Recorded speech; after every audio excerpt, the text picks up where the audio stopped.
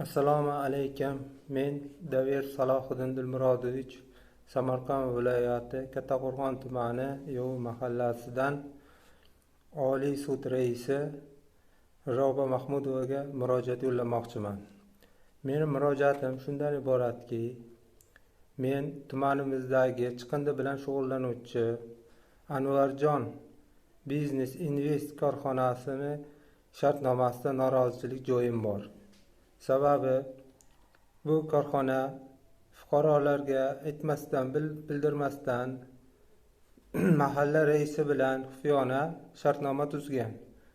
Shartnoma 358 Fuqarolik kodeksining 358-moddasiga zid ravishda tuzilgan. Shartnoma ichidagi shartlari umuman qoniqarsiz. Ya'ni shartnomada signal usulida mahallalarda 3 kunda bir marta olib chiqib ketilishi kerak bo'lsa, bular bir haftada bir marta kelsa keladi, kelmasa kelmaydi. Keyin chiqindi to'plash joylarida kuniga olib chiqib ketish kerak, lekin olib chiqib ketilmaydi. Shuning uchun men bu shartnomani bekor qildirish uchun Kattaqo'rg'on tumanlararo sudiga murojaat qilgan edim. Ular murojaatimni rad etdi. Men bu shartnoma umuman noqonuniy tuzilgan, ya'ni haqiqiy emas degan fikrni sud raisiga, sudyaga aytgan edim. Sudya inobatga olmadi. Chunki o'sha shartnoma umuman noqonuniy tuzilgan. Keyin apellyatsiya berdim, xuddi shunday ahvol. Bu viloyatga apellyatsiya berganimda bir narsaga guvoh bo'ldim. Sudyalar bu men da'vogar bo'lsam javobgardan borgan. Bu chiqindi bilan shug'ullanish tashkiloti rahbari ayol kishi ekan.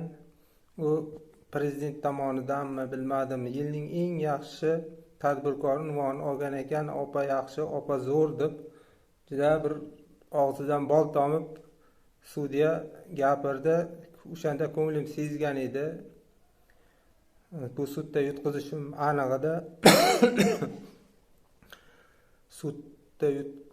Haqiqatan ham sudda yutqizdim, lekin men shartnomaning noqonuniyligini fakt dalillari bilan ko'rsatib berdim, lekin bular shu opaga yon bosdi shekilli, opani hisobiga hukm chiqarib berdi. Endi bir narsaga tushunmayapman-da, Samarqand viloyatidagi sudlar nega bunday ko'ra bila turib yoki suv oqligini bila turib nima qara deb aytadi yoki shunga moyil bo'lib qolganmi?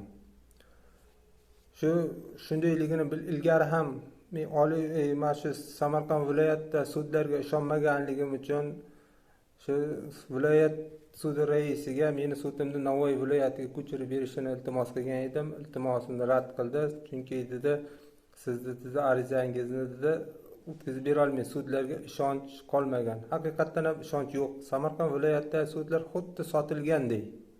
Yoki buyurtma bajaradi, bir kattakonni buyurtmasini, yoki pulga ish bajaradigan bo'lib qolganmi bilmadim.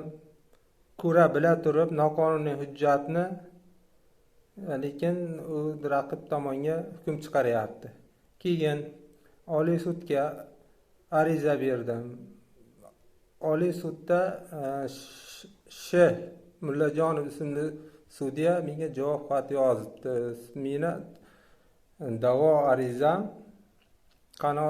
sud hay'atiga taqdim etilmadi deb. Nega? Men Oliy sudga pulni to'lagan bo'lsam, nima Oliy sud shunaqa usulga o'tdim? Odamlar pulini to'lattirib, sud bojlarini to'lattirib, sudga taqdim etmay javob xati berishga. Keyin ta'kidda yozgan, agar arizadan norozi bo'lsangiz, Oliy sud raisi yoki o'rinbosariga ajrimni bekor qilish to'g'risida ariza yozing debdi. Men ariza yozdim keyin 16-iyun kuni. Yana menga 22-da javob xati kelyapti, xuddi shunday javob xati. Bu Oliy suddagi sudyalar arizaga o'qib javob yozadimi yo o'qimay javob yozadimi? Hurmatli Roba Mahmudova, bu Oliy suddagilarda ham bir ko'zdan kechiring, bu nima ahvol? Bir xil narsani jo'natadi, arizaga o'qib, mazmunini keyin javob xati yozmaydimi? Samarqand viloyatidagi instansiyadan 6 oy muhlat, taftish instansiyasida 6 oydan keyin 6 oygacha Oliy sudga ariza berishim kerak edi. Men o'sha 25-martda taftish instansiyasi sudi bo'lgan bo'lsa, 10-aprelda sud boji 412 ming so'm, davlat pochta xarajatlari 20.600 so'm to'lab Oliy sudga xat bilan, da'vo xati bilan murojaat qilgan edim. Mana shunaqa javoblar keldi. Sud puli to'langan, lekin bular sud qilishdan bosh tortyapti. Yoki bari shu firibgar tashkilotlarga yon bosadimi? Bu Oliy sud ham nega ko'rmaydi? Ko'ra bila turib, men buni isbotlab beraman deyapman, lekin Oliy sud rad qilyapti. Iltimos opa, mana shu 10-aprelda yozgan taftish arizamni sudyalar hay'atiga taqdim qilishingizni so'rayman. Men bu sudyalarga isbotlab ham beraman.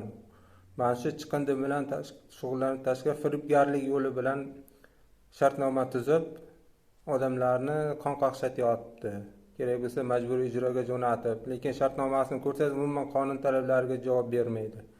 Shuning uchun meni arizamni iltimos sizdan taftish sudyalar hay'atiga taqdim qilishingizni so'rayman. 10-aprelda yozganman maygov.uz elektron ariza qilib. Iltimos sizdan yordam qiling. Rahmat.